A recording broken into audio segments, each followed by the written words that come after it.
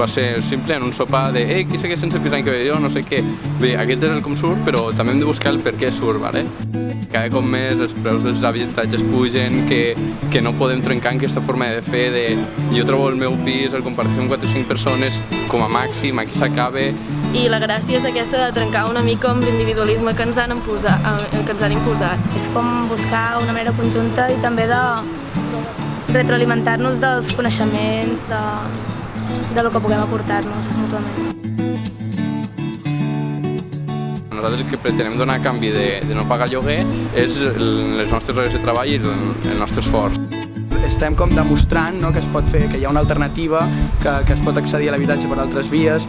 Quan anem a picar portes, molt cop ens trobem una barrera, perquè som joves. Som joves i normalment se'ns qualifica amb poca experiència.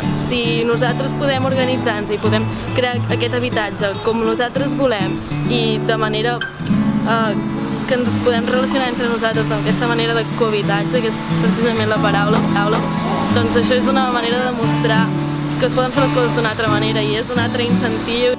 Canviarem el món, sí. La idea és fer possible aquest canvi que tots sempre volem, que diuen que els joves no podem canviar el món, que se'ns fa gran, doncs una petita llavor, no?, a vegades fa que creixi la planta i que sí que es canvi el món, no?, doncs nosaltres som aquesta llavor.